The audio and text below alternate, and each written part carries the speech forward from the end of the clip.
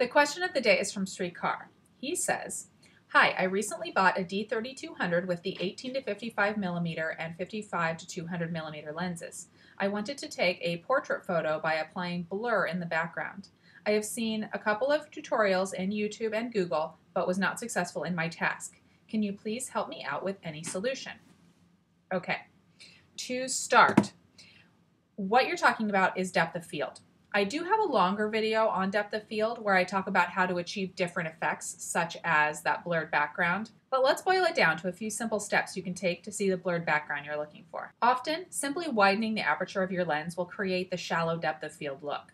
However, with the kit lenses you have, you can only open them up so wide.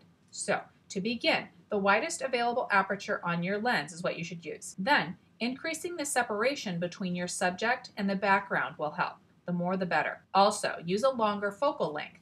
The longer the focal length, the shallower your depth of field. For example, if you're shooting with the 55 to 200, use the widest aperture you can. If you can get further back from your subject, shoot closer to 200 millimeters, or whatever is practical for the situation.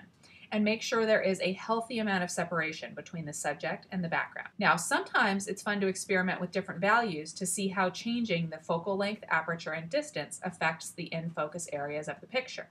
There are depth of field calculators online and even apps that will help you out with this. Thanks for the question, Srikar. Talk to you guys later.